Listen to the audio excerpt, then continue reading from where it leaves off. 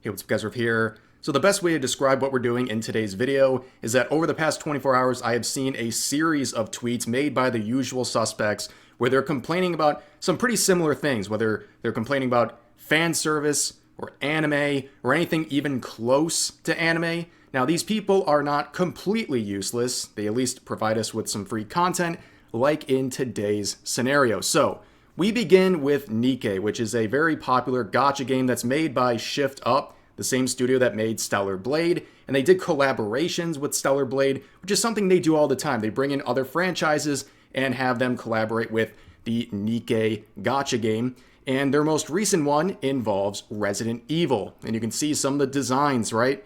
You got Jill Valentine here, but, you got busty anime girls and guns. How could anyone be upset? Well, of course they are.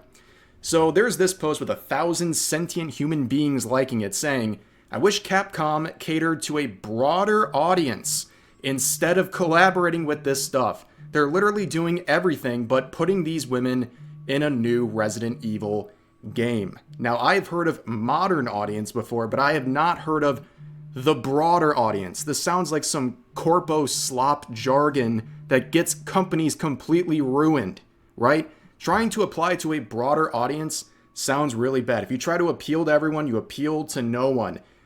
Nikke and Shift Up, they know their target audience, and that's what they're going for. They're not trying to appease everyone. That's not how this works. And you can see they're just very upset that they see these designs, and clearly that is their motive here. But the replies to this are just as unhinged. So this person said, can we also address the fact that their faces look like children's?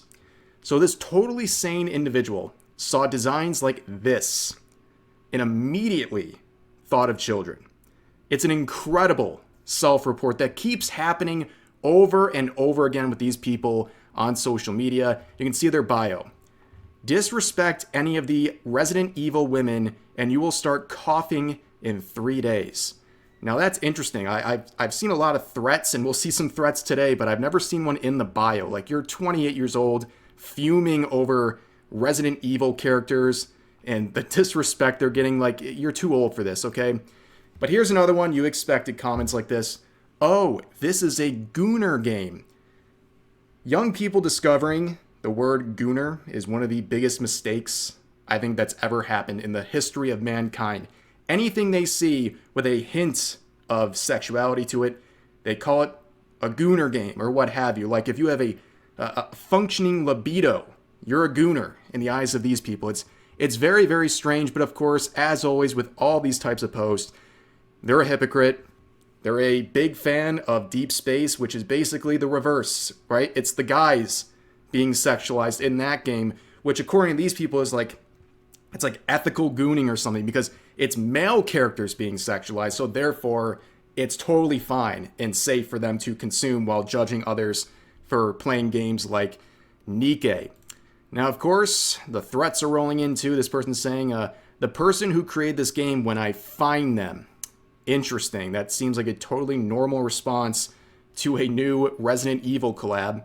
This person saying, why the F does it look like AI? And that's another thing that happens, right? There's so much hysteria over AI. People see it everywhere, even when it's not there, right? I understand the concerns and why people wouldn't like AI, but it's gotten to a point where basically people are going around like the boy who cried wolf, calling everything AI, and oftentimes getting people canceled when they're innocent. I can't tell you how many artists I've seen accused of making AI when that's not what they did. And they get jumped, attacked, and people hold on to that reputation for a very long time, even if the claims are disproven, which they are most of the time. But anyways, let's move on to the next topic. So this tweet was like ground zero for a lot of terrible takes and insanity.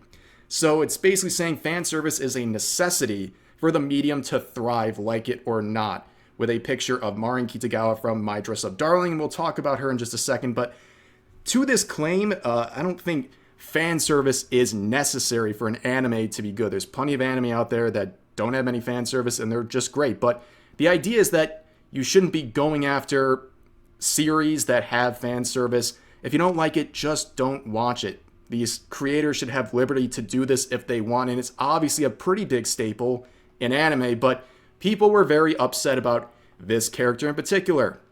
There was a quote being used over and over again by many different people saying that sexualization in anime is deeply rooted in misogyny. And this user points out, of course, that My Dress Up Darling is actually written by a woman, which is something they're trying to wrangle their brains around in the quotes here, saying she has to draw her 15-year-old character naked so men will read her manga. Spoiler, it's still rooted in misogyny. That's right. If a woman sexualizes her own character, it's rooted in misogyny because she has to draw it that way in order to get anyone to pay attention. It's funny how these people are trying to fight misogyny, and they are the most misogynistic people ever. Like, this person believes that there's no reason a woman would ever do something like this unless it's to get the approval of men. Very strange stuff. And also, this tweet has somehow 29,000 likes, and this account has 22 followers. Like, I'm sorry, their follower count has not moved. Like, that doesn't happen if you have a legitimate, organic, viral tweets. But this is Twitter. This happens all the time. But then there's another person trying to do another chess move here where they say MFs versus the concept of internalized misogyny and the idea that just because a woman chooses to do something doesn't mean it's good or not an issue. Choice feminism rhetoric at its finest. So now we're moving on to internalized misogyny, another great phrase brought into today's arena. But someone would reply saying, okay, but what's misogynistic about this? How is a woman who likes drawing do misogyny? And they say, she's sexualizing her underage character, keyword character, to cater to a specific audience. Let's not pretend we don't know who that audience is. So I guess they're insinuating predators. So that's a pretty lofty accusation. I don't think those type of people are looking to Marin Kitagawa. But anyways, this is their delusions, and they say, not going to go into full detailed analysis right now because of the Twitter character count, but that one fact alone should be reason enough. Yeah, I have this very deep and serious claim, but I don't have time to explain this to you, you common people, you common folk. You wouldn't understand my detailed analysis that backs up my delusional insults and claims and accusations, quite frankly. Yeah, you could have just made a follow-up reply. So character limit? I mean, are you serious? Is that why you can't explain your insane position? But we're moving on to the third and final topic of this video. The never-ending debate about Rebecca from Cyberpunk continues, where this lolly character, by all definition, is being called not a lolly. So people can ethically consume this anime. But we saw this reply. It's like a long discussion, but this person says, but Rebecca doesn't have the personality or look of a lolly. She's just a typical short and extroverted woman. 8,700 likes.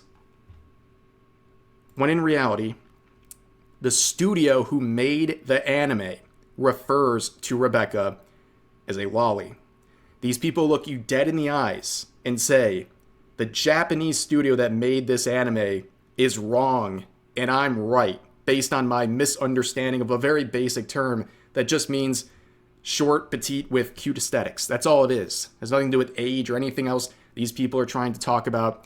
It's pretty insane, but of course we also have a recent tweet from the Cyberpunk Edgerunners official account referring to her as a lolly. Once again, this was swiftly deleted because people were going absolutely insane inside of the replies. People were making threats. I mean, this was all within minutes. So they eventually ran that back and changed out the term and got rid of it. And it's because they probably didn't want to deal with a bunch of psychopaths on social media freaking out over a word. Again, a word that's used by the studio that produced the anime. These people look you in the eyes and say, these people are wrong. The creators from Japan, they're wrong. I'm right.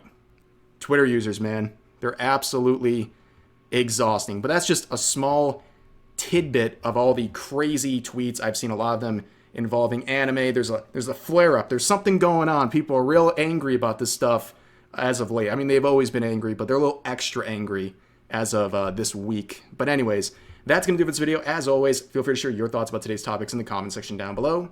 Hope you guys enjoyed the video, and I'll see you next time.